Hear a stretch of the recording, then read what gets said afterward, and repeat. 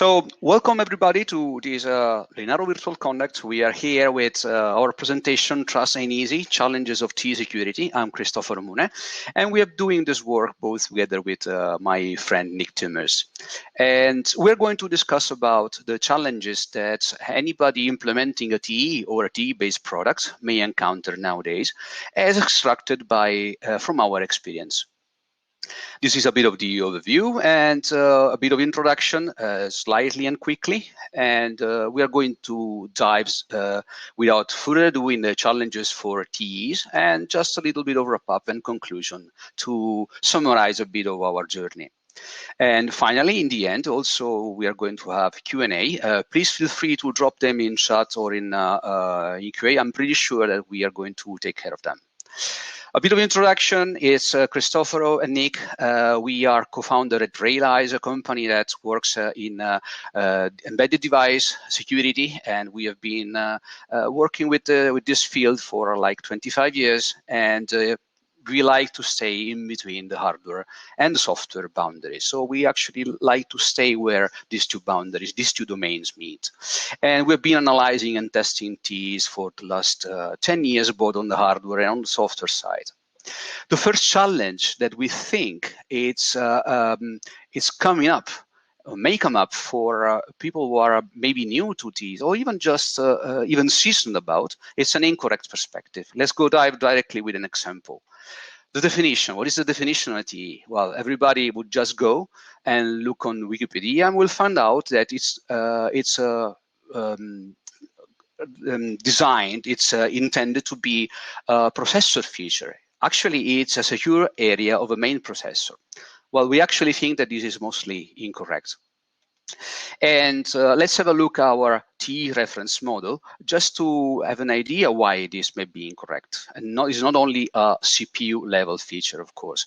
Of course, you need an hardware platform and you need a TEOS usually in order to start from the basis of having a TE or calling a TE. And of course, you will have other privileged components like drivers, you will have system TAs, and all of these needs to actually have a separation in order to protect these privileged components from the RE side.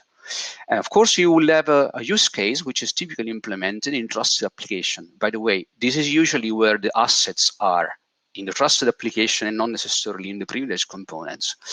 And of course, you are going to separate, to have a separation or protection, a security boundary, as you wish, between the trusted application and the privileged OS.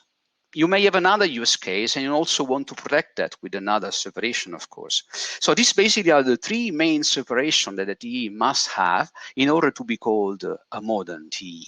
Of course, there will be as many as you want with a user space and so on, but these are the main fundamental keys or property that make a TE a TE.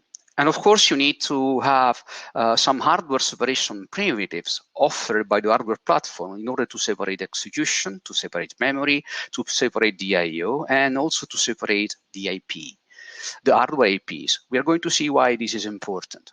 But in addition to this, you may have a root of trust, or I wish you have a root of trust in order to have a secure initialization of the TE itself. Actually, the separation are fundamental from a TE. From a certain point of view, you could regard them as your real assets, because if you actually breach them, then the actual assets stored and saved in a TA, basically they will be compromised. In our presentation, we're going to touch upon memory and hardware IP separation, basically, mostly. These separations are forced by hardware controllers or by hardware primitives. You will have a memory protection unit and also MMUs, and you have a bunch of controllers like the trust and address space controllers and the trust and protection controllers.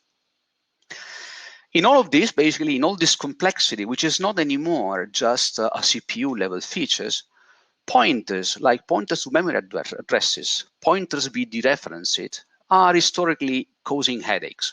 So if you look at the vulnerabilities that have been published in the last, I would say, 5 or 6 years, most of them most of them will be caused or related to pointers which are not correctly checked. Pointers coming from RE, pointers coming from TAs, and so on. Even now in 2021, well, we have been able to identify a few vulnerabilities in QSE, basically where even the lack of checks on pointers led to TE code execution.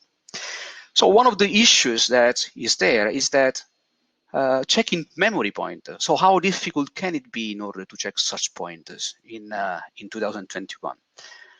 Well, this brings us to the next challenge, which is the consistency of view. For example, the MMU will have a configuration which will tell this memory page is secure or not. At the same time, also a bus view, a bus level view, will be implemented and configured in a trusted address space controller. Unfortunately, these two views are independent and unrelated. So this means that you might have a secure page tagged as such in the MMU and a secure memory, which is not reflected in the MMU side. So these two configurations needs to be aligned by human intervention in general, unless you have software that allows to keep them consistent. So in principle, there is at this moment no system level of secure memory. There is information which is spread across many configurations, like in controllers, in the MMU, but also in tables which are available or embedded in software. And according to this table, the software decides if a pointer is pointing to REB or to TE memory.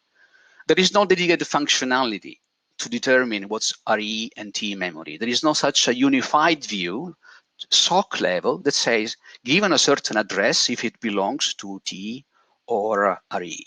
So this means that keeping all this consistency together can be actually challenging. Now, this is about memory protection.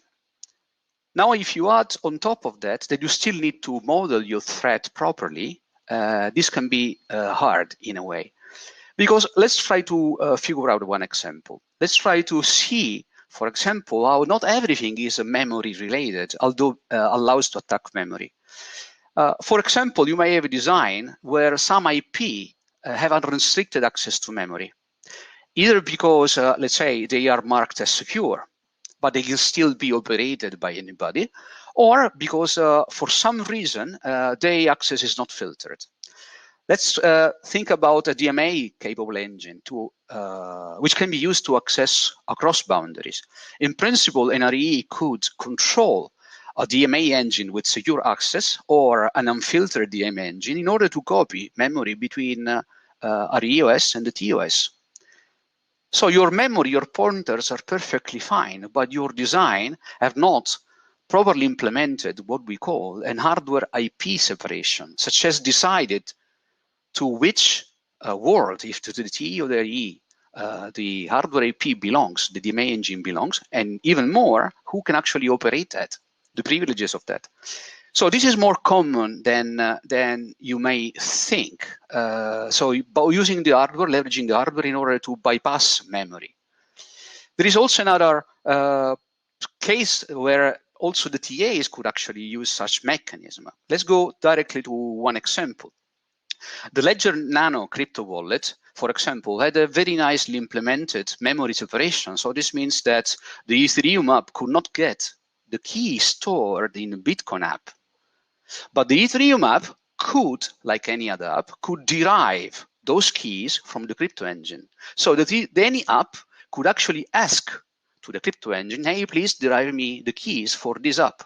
So memory separation was perfectly implemented, but the assets were not protected because the hardware IP separation between TAs was overlooked actually. So this means that the OS had not checked that the key that was being derived, the access to the crypto engine, actually really belonged to the TA asking that privilege, for that privilege. So in general, threat modeling, understanding your system is already challenging per se, but even the technology is not actually easy because the availability is not enough. For example, the pointer authentication has come with ARM 8.3. It's great, although the adaptation is a bit slow. But this is not surprising, given that software exploitation mitigation, which are common in RE in modern operating system, they are still sometimes lagging behind in TEs. I'm not talking only about TEOS, even let's say in TAs.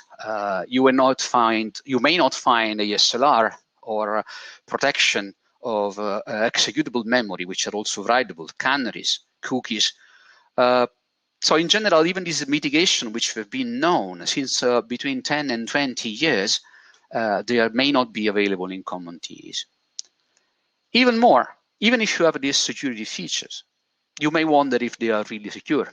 And this is actually a fair question. So having a technology available does not mean that it is necessarily usable or that is necessarily securely usable or secure at all. Challenge that's also we see is that let's assume that you are fully aware, you have the threat model, you have everything well understood, you want to use this technology, you still may encounter some limitation. In the end, it's both a platform level issue because some security features may not even be available. Pointer authentication is not available in ANV7 or ANV8M, for example. Also, some security features are not as effective in restricted environments. For example, you may, let's say, you have an issue in finding proper entropy in order to have, or using the right amount of entropy for a proper ASLR implementation in TEs. So this is also something that goes in addition to the fact that all of this is complex. The complexity of building or developing a secure TE is significant nowadays. Because assuming that you have everything in place, you still need to configure that. We already touched upon that controllers need a proper configuration. Your hardware IPs need to be assigned, properly filtered. Access to those IP and registers needs as well to be filtered. The memory layout needs to be actually clear. If that is actually refactored at some point, then all your controller's configuration in order to define what is secure memory needs to be adjusted accordingly. Not only dynamic configuration happens every time you switch between the RE and TE. Think about, for example, when you are watching a video, a protected video, and then you are switching to instead an RE component. Every time there may be structures and memory which is dynamically reconfigured and reassigned. Not only this configuration is done by multiple components, it can happen a personalization of the device. It can happen at boot time by bootloaders or the runtime by operating system. So being aware of the changes which are applied to a configuration across the life cycle and the runtime of the device can be actually some challenging, can bring some challenge, of course. Also, assuming that you have found that properly implemented, you found the right balance in a specific product release, well, this needs to be ported to the next one. Of course, I mean, experience and a proper software development infrastructure and life cycle will help, definitely help in that. But it is still something that needs to be considered. There is also another point which is also relevant. A TE is never done by a single manufacturer. Also, a device per se is not made by a single entity. Trusted execution environment means that this environment is built across by different entities. So, for example, the SoC manufacturer may not be, or is not typically the developer of the TOS. It may be, of course, but may also not be. So they have multiple entities with different responsibilities. Configuration of the TE can only happen when the memory layout, or securely happen when the memory layout of the device has been fully defined and identified. This cannot be done in, let's say, definitive way, in a conclusive way by the SoC manufacturer. It can only happen at a certain point of the lifetime of the device. So this means that there are boundaries, and inconsistency at boundaries in general, for example, boundaries between components, provide opportunities for attackers. Think about, for example, the different understanding of how verified has been a pointer at an interface. You may assume that the OS has verified that properly, and the driver may instead, let's say, just act upon blindly. So there are, at this crossing bound, there is always a risk that needs to be, in a way, addressed. How do we know that something is secure? The usual answer in industry is that you certify a product. Well, we think that product certification at the moment is suboptimal. Why? Well, it works very well for hardware. It's immutable. Once evaluated, it will not change anymore. So there is no chance it was good 5 years ago, unless, let's say, there are significant changes in attacks. Well, it should be still good, in a way, modulo those attacks which have changed or improved, of course. This is not the case for software, because it's mutable, it's dynamic in nature. And actually, a TE may have quite a lot of software, because the code base of a TE is often large. So you may be posed with a question: do you prefer to have a certified product which is not changing and still sticking to be certified, or a secure product which by nature is going to change? Because we know by experience that all products are vulnerable. There are products which are suitable for, let's say, higher risk environment, and products which are, let's say, intended for a different kind of attackers. In the end, security is there not for squashing vulnerability and making a product invulnerable, because this is unachievable. This is unattainable. This is something that we have learned in, let's say, now 30 years of security in industry, in IT, and in device. Security is therefore reducing risk and making them affordable according to your threat model and business case, of course. So how does it work in other industry? Maybe we can learn from that. IT industry has been there, let's say, facing security challenges in the last 30 years at least. And there's been significant development in perspectives over there. So let's assume we have a product timeline. And let's assume that you have an optional certification done at some point, of the product life cycle. Then your security team, assuming that you have one, hopefully you have one, may have found a vulnerability.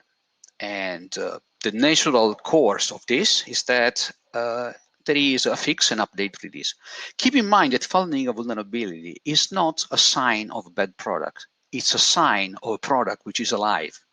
Because it's normal to have vulnerability in any product, and should be normal enough that they get fixed in the life cycle of a product.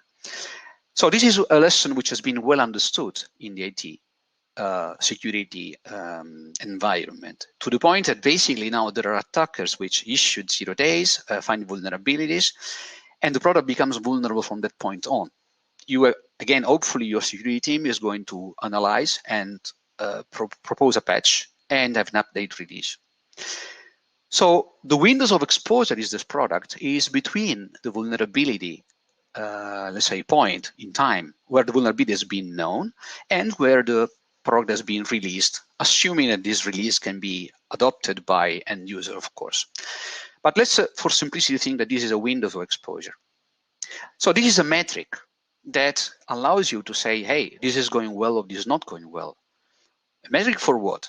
Well, actually, this is a process. It is very well known that handling security incident is part of a product life cycle, and not because a product is bad, but because it's in the nature of a product to be vulnerable.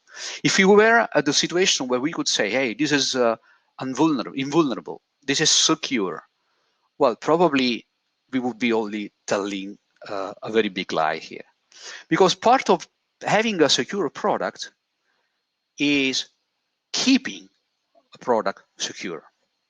This is the only way that we have in order to face an ever challenging and changing situation where there are new vulnerabilities found, or where a very large component of a TE or a general product is software.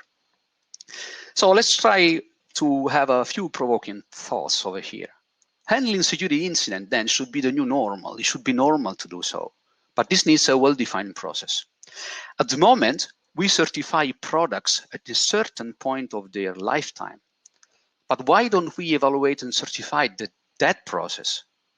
The process of remediation, because it should be there in order to keep a product secure in time. So in principle, we would go from certifying products to certifying processes and companies. This could be a proposal, for example, to give value to a situation where a vulnerability is found in a product and it's not necessarily perceived as a very bad thing, as long as it can be remediated. In my personal point of view, it's much worse to have one vulnerability in a very secure product that cannot be remediated than multiple vulnerabilities in a product for which you have a fix within a reasonable time. By the way, all these processes actually require to have some preparation in place. And this is just a provoking question. I mean, if you don't have, let's say, even a way of being communicated that someone has found a vulnerability, maybe you would like to look a bit further into handling security incidents rather than thinking that your product is secure and going to be secure forever. Of course, these are challenges, but we have also the bright side of this. We have a number of very nice technology which is going to help us. Basically, this technology is being developed on operating systems, is being adopted right now. ARMv8-4 is going to bring hardware partitioning, which is going to address or give the means for addressing some of the challenges we highlighted in this presentation. And there are, of course, security hardened features that are available. There is expertise available nowadays that you can always count upon for using properly these security features. And of course, I mean, if you like to be informed, there is knowledge being spread. Even the presentation at this Linaro Virtual Connect on these topics are great, and we really advise you to have a look. Also, the ecosystem is adjusting there. Interfaces are being standardized. We see them happening with a firmware framework, with a global platform API specification. We see that happening in very different point in the ecosystem. Even additional interesting certification like the CSIP, like the PSA. And this helps having also the means for a proper security postures, which is also becoming widespread. We see more and more companies which have a security contact, which are open to collaborate with researchers, and they even start having a vulnerability reward program, or what is called commonly a bug bounty. Let's wrap up briefly for this conclusion. Well, we think that a thorough understanding of TE is key for securing it. Just having a simple approach like, yeah, we have an OS, we have memory separation, we have A, B, C, and D may not be enough and may land you in trouble in the actual implementation of your product. So we would advise to reach a system level view, a holistic view of your product. Your technology should be used as intended. It's available. Just make sure that you're using that according to your threat model and to your product use case. We think that certifying processes of keeping something secure can be as valuable as certifying just the product.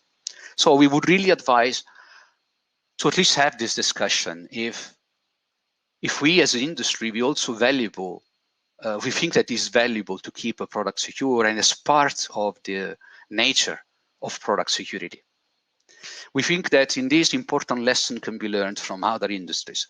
For instance, I think almost 20 years ago, Microsoft decided that it was much more advantageous to implement exploit mitigations rather than squashing 1 million vulnerabilities in your product.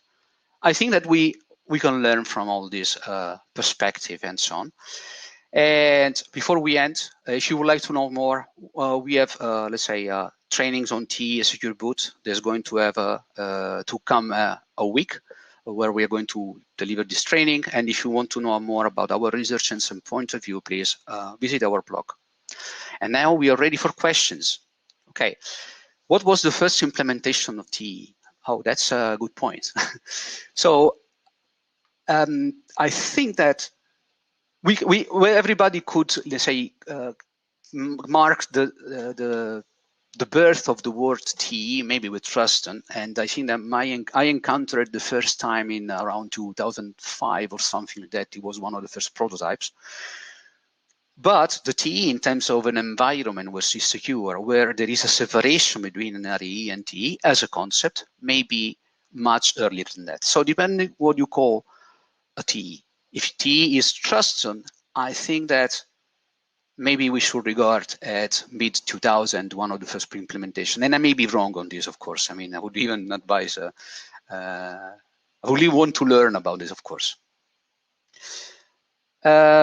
Basically, regarding there is another question here. Will there be a show of different current TEs rating? Well, we don't have the time for that. But keep in mind that most of the software products nowadays are evaluated or rated according to CVSS.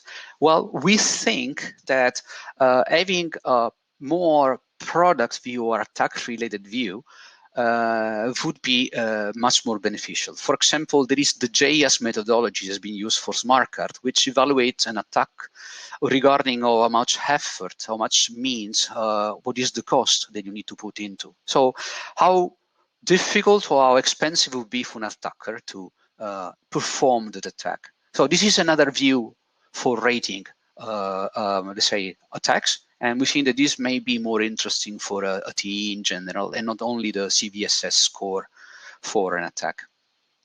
I don't see other questions. So I think that at this moment, we are done with the session. Feel free to contact us if you have any further question, or if you would like to just to discuss anything in this presentation or anything about TEs. Thank you very much. Thank you, Nick, very much for your presentation and sharing. And for those of you for asking questions, and as indicated, feel free to ask additional questions in the chat.